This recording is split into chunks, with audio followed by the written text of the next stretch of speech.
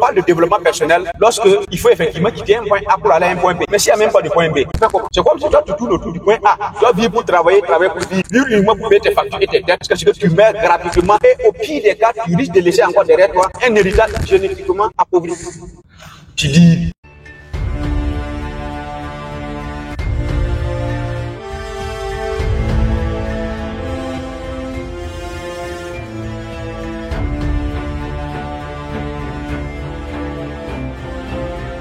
La motivation de veille et d'inspiration, c'est parti. Et c'est pour les gagnants assidus à vie. Pas pour les perdants de vue à vie. C'est toujours un grand plaisir et un grand honneur de se retrouver afin de se partager ce qui est bon, vrai et utile, pour que nous soyons tous des gagnants à rendre heureux le Seigneur et son monde. Est-ce que c'est possible? Oui, c'est possible. Aujourd'hui, j'aimerais parler de deux grandes différences qui crée le bonheur ou le malheur dans la vie d'un être humain, qui crée effectivement la sensation de la douceur de la vie, ou effectivement une sensation d'ennui dans la vie. N'est-ce pas? Deux choses, deux identités, deux chemins de vie, et en fonction de quel chemin vous allez décider d'emprunter dans la vie, vous risquez de sentir la vie, ou bien malheureusement, c'est seulement la vie qui va vous sentir. Je m'explique. Vous devrez comprendre que dans la vie, vous allez devoir décider entre être un leader ou être un suiveur. Être entre ceux-là qui vivent leur vie et ceux-là qui survivent leur vie. Entre ceux-là qui ont des rêves et qui veulent vivre et réaliser ces rêves-là et ceux-là qui sont en train de rêver leur vie. Ça veut dire quoi? La grande différence entre un leader et un suiveur, c'est quoi? C'est que le leader, c'est celui-là qui a la capacité de croire avant de voir. Mais le suiveur, ce dernier veut toujours voir avant de croire. C'est deux vies différentes. Parce que le leader, il a une vision dans la vie. Il sait exactement, à la fin de sa vie, qu'est-ce qu'il voudrait que l'on dise de sa personnalité. Ce qui veut dire que dès le départ, il sait exactement qui est-ce qu'il veut devenir, ce qu'il veut avoir et ce qu'il compte accomplir avant effectivement de décéder. Ce qui veut dire deux et puis céder. Donc il va céder plus de deux avant de partir. Et contrairement au suiveur, il n'a pas de vision de vie. Il n'a pas souvent d'ambition, il n'y a pas de rêve. Et lorsque vous n'avez pas de rêve, vous ne pouvez pas effectivement donner le meilleur de vous-même. Parce que vous n'avez pas une énergie, un carburant intérieur qui vous pousse à agir, à vous lever tôt le matin, avoir une mine bonne et foncer dans le combat du succès dans la vie. Dans tous les cas, quelqu'un qui n'a pas d'objectif, qui n'a pas de rêve, c'est difficilement difficile de qualifier si la personne peut réussir dans la vie ou pas. Parce qu'il n'y a pas quelque chose qu'on peut se baser pour mesurer.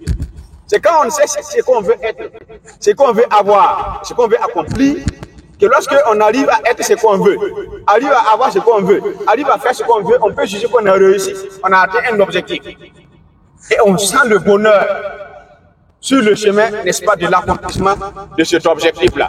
Donc, vous devrez comprendre que lorsque vous voulez sentir effectivement le bonheur dans la vie, lorsque vous voulez sentir la douceur du bonheur, lorsque vous voulez effectivement vivre dans le bon sens du terme et non pas survivre, vous devrez effectivement avoir des ambitions. Vous devrez avoir des rêves, un grand rêve. Quel est votre rêve? Quel est votre objectif d'ici la fin de l'année? Dans une année, 2 ans, 3 ans, 4 ans, 5 ans, 10 ans, 20 ans, 50 ans, 100 ans. Vous devrez en avoir. Cela est extrêmement important. Rentrer dans la vie sans un rêve, sans une ambition, sans un objectif, vous allez ressembler effectivement à une personne qui fait quoi? Qui va, il rentre dans le taxi. Imaginez un instant que vous êtes un conducteur de taxi. Et comme d'habitude, n'est-ce pas? Le passager rentre dans un taxi. Il y a une question générale et internationale et universelle que le taximan pose aux passagers.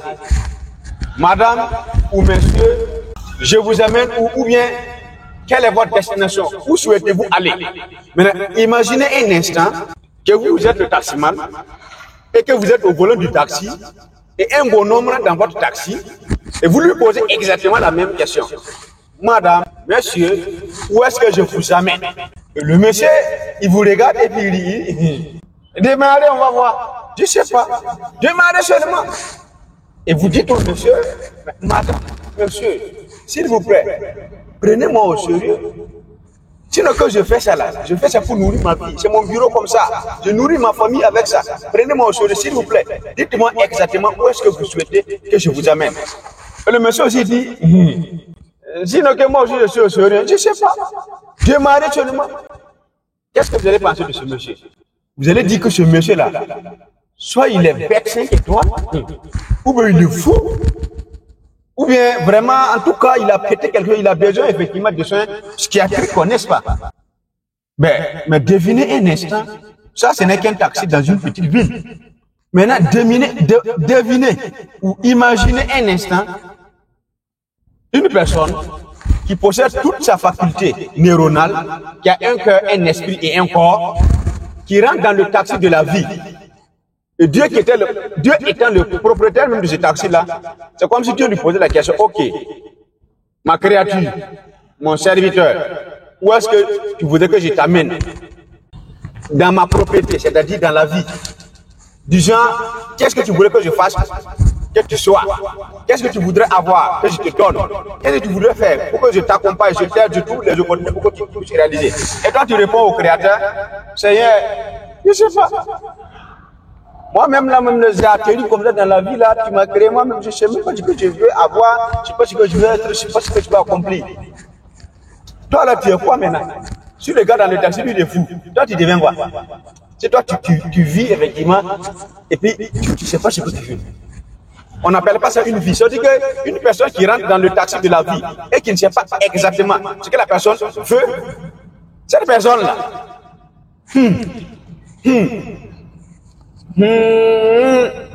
c'est pas la peine. Elle ne vit pas, elle survit. Elle est en train de gaspiller l'oxygène de dessus la terre. Et là, c'est très dangereux.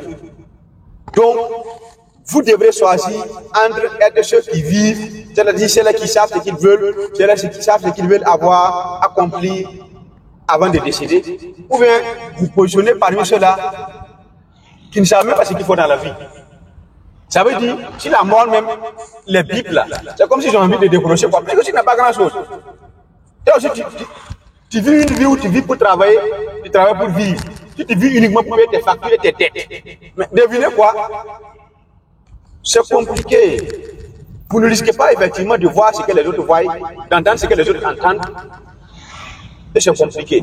Donc, ici, aujourd'hui, ce que ça veut nous faire comprendre, c'est extrêmement important.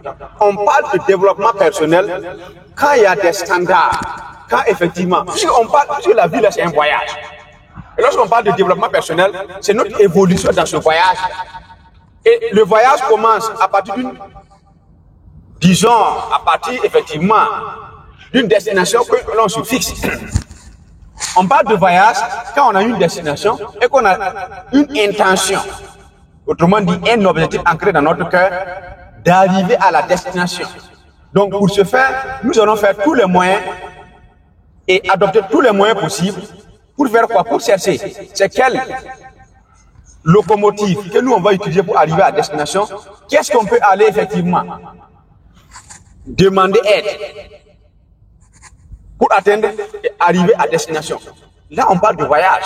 Ce qui veut dire que s'il faut effectivement que tu cours pour arriver à la gare, là, toi, tu sais très bien que tu dois te former à la course.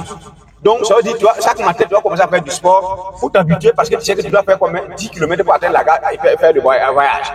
Donc, cette préparation de 10 km là, ça s'appelle du développement personnel. Un exemple. Donc, si tu sais que tu veux devenir une grande personnalité, genre tu veux devenir un exemple, un grand homme politique comme Thomas Sankara ou Ibrahim Traoré. Un exemple. Mais toi, tu sais qu'il y a des livres à lire, il y a des formations à suivre. Il y a un niveau de réflexion que tu dois mener. D'accord? Là, tu te développes. Donc, le développement personnel de nature même est donné à ceux qui ont des rêves dans la vie, quoi. Qui savent ce qu'ils veulent être, ce qu'ils veulent devenir. Sinon, si tu n'as pas de rêve, tu n'as pas d'objectif, tu n'as pas d'ambition, tu n'as pas de pourquoi dans la vie, tu vas te développer. Comment? Tu vas aller vers où? Ça, c'est très important. Même dans la religion, là, c'est parce qu'on veut avoir l'agrément de Dieu, on veut avoir effectivement, rentrer dans son frigo qui est le paradis, éviter sa poubelle qui est l'enfer, là, qu'on bosse. Je dis, il y a déjà une vision, il y a des ambitions. Sinon, là, l'être humain de nature ne peut pas bouger tant qu'il n'y a pas une motivation. Et c'est quoi une motivation? C'est un motif de l'action. Soit le motif est derrière, comme un lion qui te chasse, ou le motif est à l'intérieur, comme de l'amour, de la passion, ou le motif est devant, comme un objectif fort. Tant qu'il n'y a pas ça, l'homme ne peut pas bouger. Donc, tant que vous n'avez pas de motivation, tant que vous n'avez pas de rêve, tant que vous n'avez pas d'ambition là, vous ne vivez pas, vous survivez. Vous ne pourrez pas agir, vous ne pourrez pas vous développer. Donc, on parle de développement personnel lorsque il faut effectivement quitter un point A pour aller à un point B. Mais s'il n'y a même pas de point B, c'est comment? C'est comme si toi, tu tournes autour du point A. Tu dois vivre pour travailler pour vivre. Vivre uniquement pour payer tes factures et tes dettes. Parce que tu meurs gratuitement. Et au pire des cas, tu risques de laisser encore derrière toi un héritage génétiquement appauvri. Tu dis, donc, c'est le message d'aujourd'hui. J'espère que c'est bien capté. J'espère que c'est bien compris. Soyons de ceux-là, effectivement, qui ont des ambitions, qui arrivent à croire avant de voir. Parce que celui qui a un rêve, il croit que le rêve va se réaliser. Donc, comme il croit, il ne voit pas d'abord. Mais comme il croit, déjà, il peut se lever, il se battre, agir pour que cela se réalise. Celui qui est incapable de faire ça, là, il ne peut même pas bien bouger. Parce qu'il n'y a pas une énergie, une motivation, ni de derrière, ni d'intérieur, ni, n'est-ce pas, de devant, pour l'inspirer, pour le motiver. Est-ce que c'est possible? Oui, tout est possible. Aimez, commentez, partagez au maximum, parce que c'est que ce message peut sauver beaucoup de gens. Et c'est très, très, très important. Dites-moi ce que vous en pensez dans les commentaires.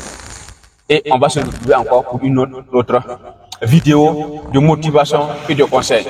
L'Afrique est l'avenir du monde. Vive la Journée de Vision 2030. Est-ce que c'est possible? Oui, c'est possible. N'oubliez pas. Et l'Afrique est l'avenir du monde. Ici et bas. L'Afrique est l'avenir du monde. Au-delà, que tu viendras en Afrique, pour ton fric, que tu viendras en Afrique, pour ta brique, que tu viendras en Afrique, pour ton paradis, que tu viendras en Afrique, pour le paradis, c'est pour ta survie, oh. Réservez le nœud de ta vie, oh. Je vous aurais tout dit. Est-ce que c'est possible? Oui, tout est possible.